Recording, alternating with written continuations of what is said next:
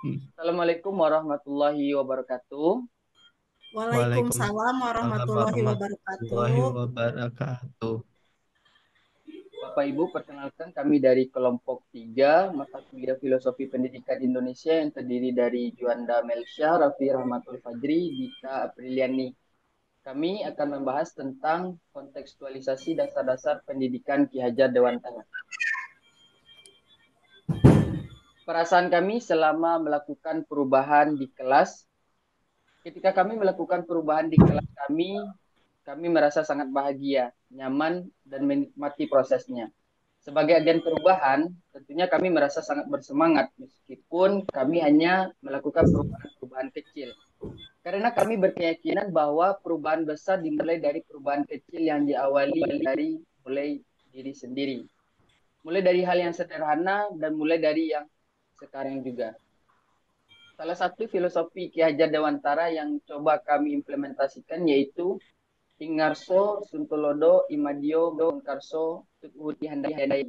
Yang artinya di depan memberi teladan, di tengah membangun kemauan, dan di belakang memberi dorongan. Jadi, sebagai didik, sepatutnya bisa memberikan teladan, membangun diri, dan memberikan dorongan dengan kebutuhan agar dapat mengembangkan diri.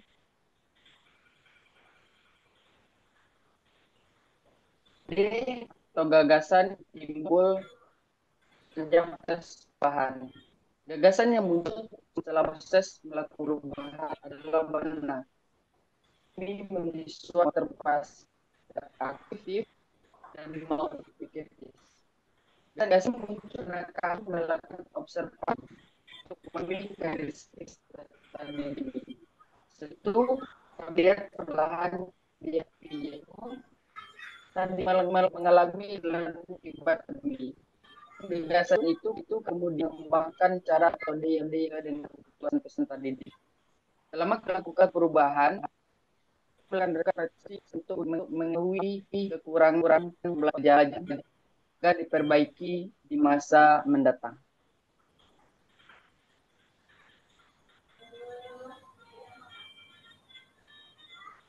Pembelajaran dan pengalaman dalam bentuk catatan praktik baik. Pembelajaran di kelas yang semula materi hanya bersumber dari buku dan guru merupakan metode ceramah. Kami memodifikasi menjadi pembelajaran yang bersumber dari internet dan guru hanya bersifat sebagai fasilitator. Kami mengaplikasikan teknologi ke dalam media pembelajaran sehingga ilmu pengetahuan yang diperoleh siswa semakin berkembang. Selain itu, kami juga memberikan kesempatan bagi peserta didik untuk mengekspresikan dirinya dan mendorong peserta didik untuk berpikir kritis. Yang pertama, foto dari rangkaian kegiatan kami mulai dari perencanaan, penerapan, dan refleksi aksi. Foto ini saya peroleh dari satuan pendidikan saya, salah satu SMP di Kota Bandung. Yang pertama perencanaan.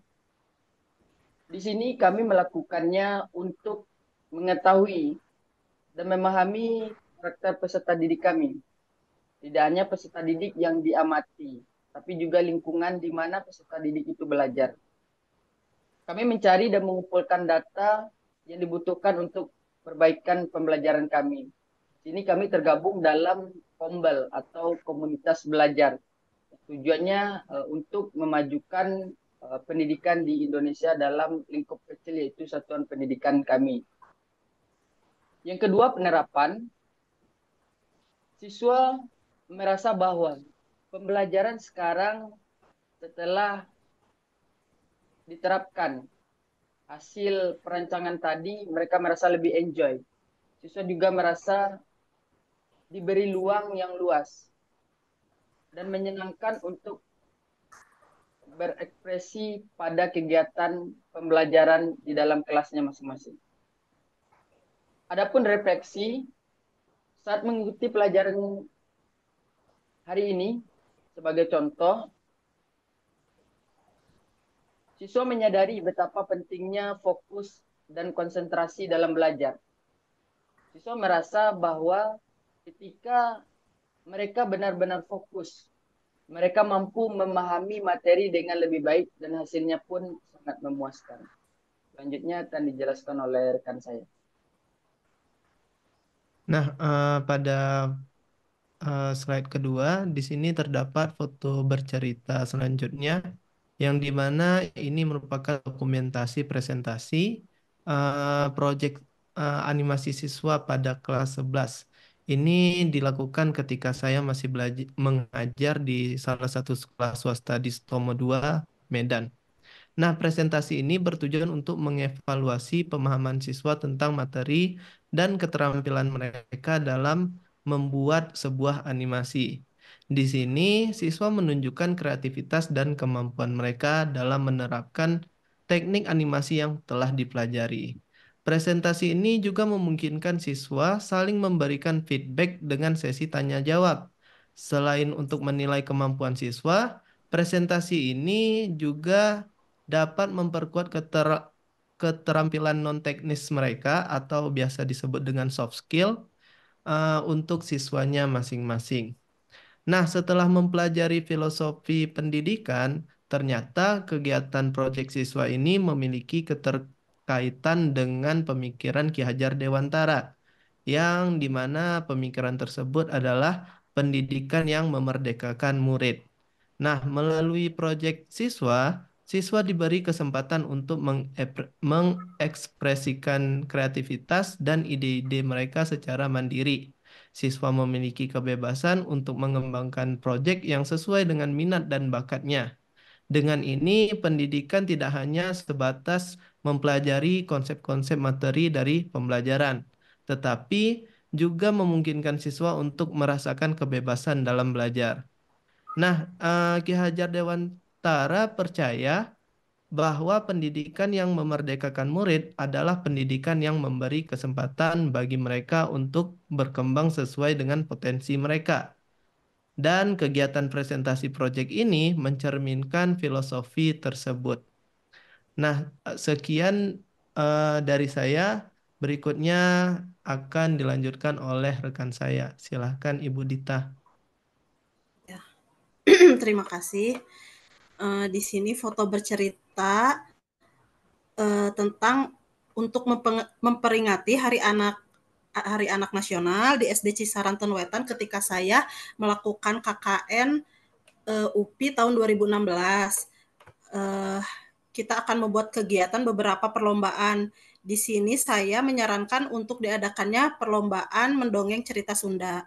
Karena kita ini kan berasal dari Bandung dan bahasa daerahnya pun juga bahasa Sunda, untuk menghargai kekayaan budaya lokal kita. Selain itu, saya sejak SD sampai SMA selalu mengikuti perlombaan tersebut untuk menjadi bekal pengalaman ketika menjalankan kegiatan perlombaan tersebut.